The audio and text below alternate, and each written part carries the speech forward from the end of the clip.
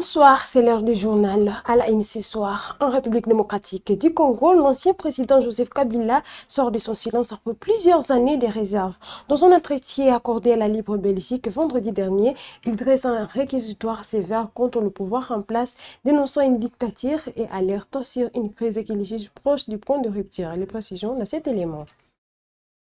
Après des années de mutisme, Joseph Kabila sort de sa réserve. Dans un entretien exclusif accordé à la Libre Belgique le 20 mars à Goma, l'ancien chef d'État livre une charge frontale contre le pouvoir en place et alerte sur une crise qu'il juge proche du point de rupture. Installé dans sa résidence à Goma, l'ex-président au pouvoir de 2001 à 2019 affirme avoir été régulièrement visé par le régime de Kinshasa, évoquant notamment la récente frappe de drone meurtrière survenue à proximité de son domicile. Sans confirmer qu'il en était la cible directe, il dénonce une violence qui, selon lui, frappe indistinctement civils et opposants. Malgré la levée de son immunité parlementaire et sa condamnation à mort par la justice congolaise, Joseph Kabila s'est dit très serein. Il préfère se concentrer sur ce qu'il considère comme essentiel, la dégradation de la situation sécuritaire et politique depuis la fin de son mandat. On parle de balkanisation. Moi, je parle de soudanisation, avertit-il, redoutant une implosion progressive du pays. Face à la multiplication des conflits et des initiatives diplomatiques, l'ancien président plaide pour un retour au dialogue inclusif, à l'image du processus engagé au début des années 2000. La guerre est un choix, la paix aussi, insiste-t-il, regrettant l'absence de volonté politique actuelle. Mais c'est surtout à l'égard du président Félix Tshisekedi que les tons s'est durci. Joseph Kabila dénonce une dictature et accuse le pouvoir de violer la Constitution, allant jusqu'à appeler les Congolais à se mobiliser pour faire échec au régime en place en référence à l'article 64 de la loi fondamentale. Sa présence à Goma, fief de la rébellion de l'AFC M23, alimente des soupçons. Lui s'en défend, affirmant son droit à dialoguer avec tous les Congolais dans une logique de cohésion nationale. Il revendique même une forme de mission pour restaurer la paix. Enfin, l'ancien président s'inquiète de projets de révision constitutionnelle évoqués à Kinshasa qu'il juge extrêmement dangereux et appelle à un changement radical du système, voire de toute la classe politique. Cette prise de parole marque un tournant majeur. En rompant les silences, Joseph Kabila se repositionne clairement dans les jeux politiques congolais, dans un contexte de tensions croissantes et d'incertitude sur l'avenir du pays. Les affrontements violents ont été signalés aussi lundi 23 mars 2026 à Kazinga, dans les territoires de Massissi, au nord Kivu. Selon les sources sécuritaires et locales, les combats ont débuté vers 5 h du matin lorsque les éléments de l'F-123 ont lancé une offensive contre l'opposition de Wazalendo qui contrôle actuellement cette zone stratégique. Découverte majeure à Ituri, les forces armées de la RDC annoncent avoir mis la main sur une importante cache d'armes attribuée à Thomas Lubanga au village de Dingo dans les territoires d'Njungu. Plus de 200 armes de différents calibres ont été saisies lors de cette opération militaire. Les autorités y voient une avancée significative dans la lutte contre les groupes armés dans la région. Reportage.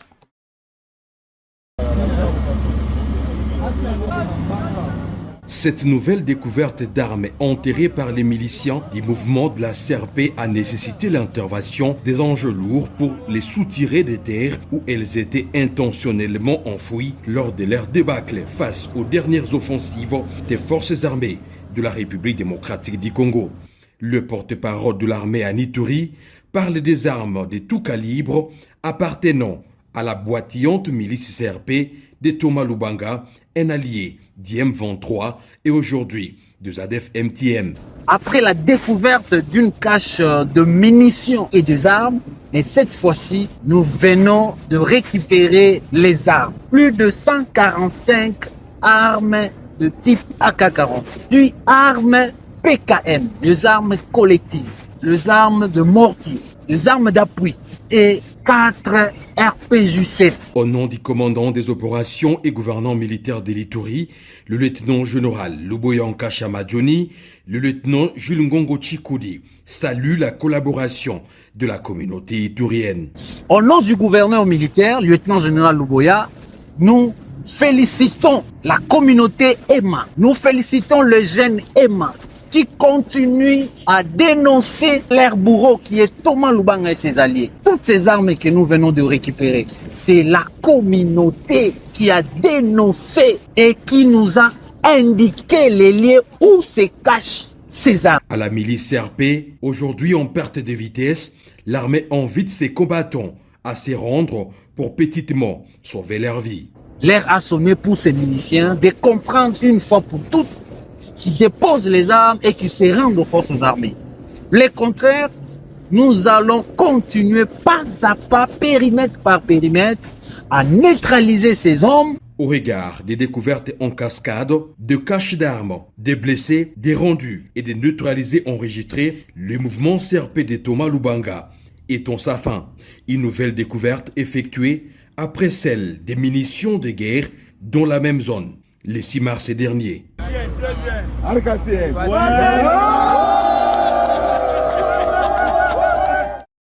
Le président de la République, Félix-Antoine Tshisekedi, a pris parole ce lundi 23 mars lors de la table ronde des bailleurs des fonds consacrée au financement des RGPHD.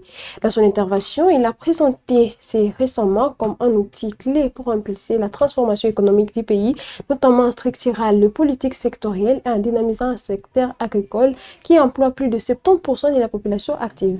Le chef de l'État a également insisté sur l'importance des données fiables pour une meilleure planification.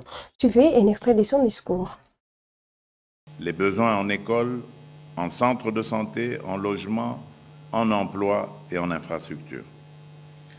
Dans le contexte national actuel, cette exigence revêt une portée encore plus décisive. La République démocratique du Congo est engagée dans une double bataille, celle de la sécurité et du développement. Là où certains cherchent à fragiliser l'État, nous devons au contraire le renforcer par la connaissance, la méthode et la capacité d'agir avec précision. Là où les crises déplacent des populations, bouleversent les équilibres territoriaux et aggravent les vulnérabilités, nous devons disposer d'outils fiables pour répondre avec justesse, équité et efficacité. Car un grand pays ne se gouverne pas à l'approximation. Il se gouverne à partir de faits, de données solides et de priorités clairement établies. Le recensement général de la population et de l'habitat, le RGPH2, servira également une ambition économique plus large. Il permettra de mieux préparer les politiques sectorielles, en particulier dans l'agriculture, qui demeure l'un des piliers de notre économie et mobilise une part considérable de notre population active. À cet égard, les données issues de ce recensement constitueront un socle indispensable pour la préparation dans une phase ultérieure. À Goma, coup d'arrêt de GD Hazard Tombola, le gouverneur du Nord Kivu, sous l'FSA 123, Bahati Musanga Erasto, suspend ses activités sur toute l'étendue de la province, dénonçant une escroquerie orchestrée par ses organisateurs. L'autorité provinciale rassure toutefois la population, le mise déjà versé seront remboursés. Les détails de ces reportages de la cellule de la communication du gouvernorat du Nord Kivu. Suspension des opérations de Tombola à Goma et sur toute l'étendue de la province du Nord Kivu. Ceux qui ont payé leurs billets seront restitués de leur argent par le fameux organisateur. La décision est du gouverneur du Nord Kivu, Bahati Musanga Erasto, qui tape du poing sur la table.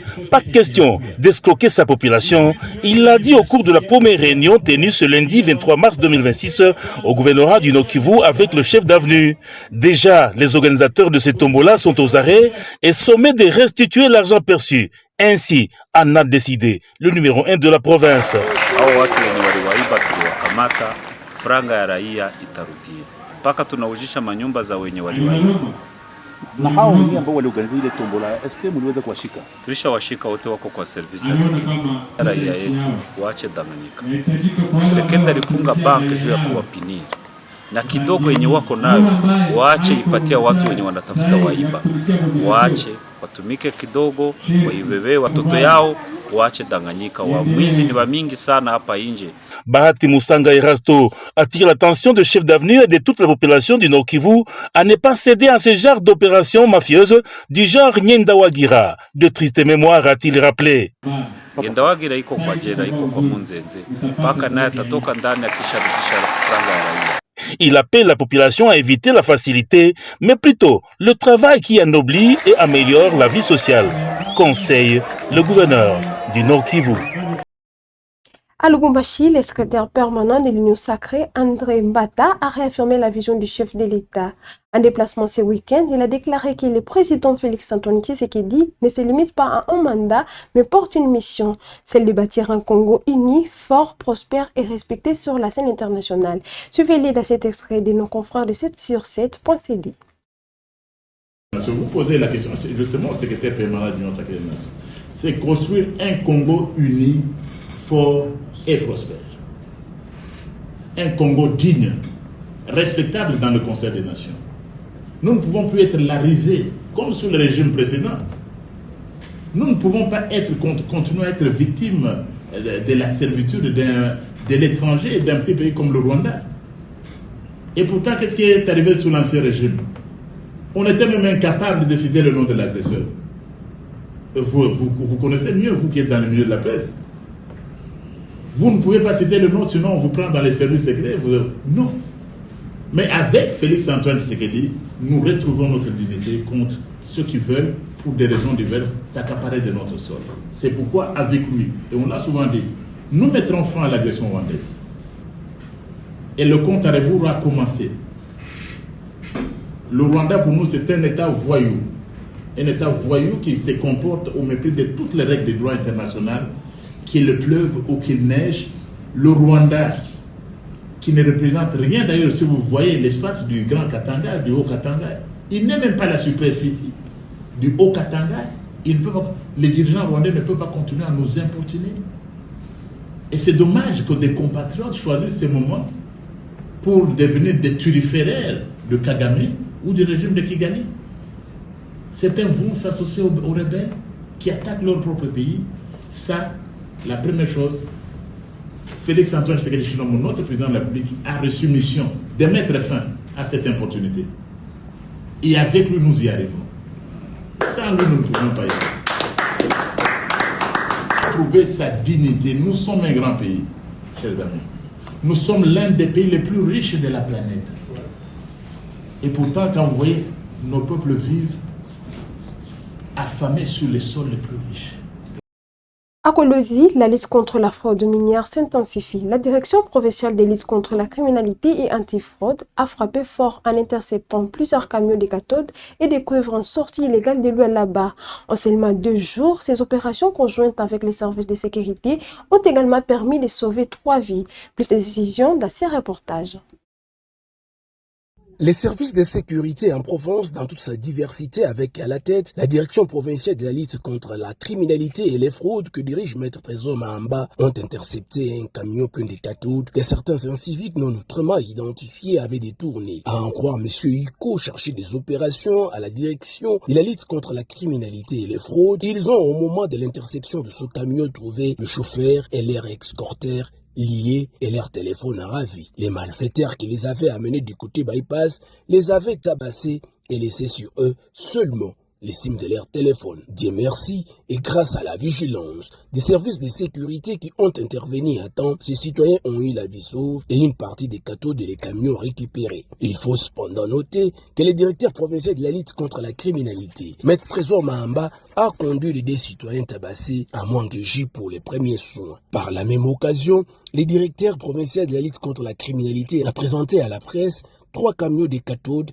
que ces services avaient interceptés et gardés pour le moment au parking de la mairie de Koluizi. À ces 3 camions de cathodes s'ajoutent également 3 autres arrêtés pour avoir violé les dispositions interdisant les camions de traverser le centre-ville de Koluizi avec plus de 20 tonnes. Tout compte fait, M. Trésor laisse entendre que sous l'orientation du ministre provincial de l'Intérieur, Sécurité, Décentralisation et Affaires coutumières, Roy Tomamayonde Philippe, la vigilance et le nombre des agents de sécurité sur terrain seront doublés. Question de mettre fin à cette pratique des détournements des camions des cathodes qui prend de plus en plus l'ampleur ces derniers temps. La tenue de la 13e conférence des gouverneurs de la province de Kwilu suscite un vif engouement politique et économique. Pour la députée nationale Elie de Balungu Marie-Ange Lukiana, cet événement constitue à la fois un signal fort pour mettre en lumière les défis du développement du Grand Bandundu, mais aussi une opportunité stratégique de valoriser son potentiel économique à la faveur de la visite du président de la République. Ces propos sont ici. Parce que Bandundu, chef-lieu de notre province du Kwilu, ancien chef-lieu de la grande province de Bandundu, devient aujourd'hui la capitale de la République démocratique du Congo. Le chef de l'État va venir siéger ici avec son gouvernement. Il y aura la conférence des gouverneurs. Ce sont des très très bonnes perspectives pour notre province du Kwilu, pour le développement du Kwilu. Et nous demandons à tous, fils et filles du Kwilu qui habitent le Kwilu, de réserver au chef de l'État un accueil triomphal, parce qu'il le mérite avec toutes ces initiatives. Vous êtes grand leader de la province du Kwilu. La 13e session de la conférence de gouvernance sera notamment axée sur la promotion de l'agriculture. Pour vous, comment les autorités provinciales peuvent saisir cette opportunité? Vous savez que le Kwilu, c'est une province verte. C'est la province qui peut relever les défis du chef de l'État sur la revanche du sol sur le sous-sol. Donc, nous pensons que c'est une très très bonne chose parce que le Kwilu a beaucoup de potentialités en matière d'agriculture notamment. Il y a aussi d'autres richesses. Quel message à la population à la veille de l'arrivée du président de la République? Un accueil chaleureux, délirant, l'unité, la cohésion et ensemble nous pouvons montrer que effectivement notre province est derrière le chef de l'État. Merci. C'est la fin de cette session d'actualité. Mesdames et messieurs, merci de l'avoir suivi. C'est votre première fois de nous suivre. Veuillez vous abonner à la chaîne. Surtout, n'oubliez pas de liker, commenter et partager toutes ces actualités. Les actualités, c'est sur WAB Info TV. Rendez-vous, prochaine édition.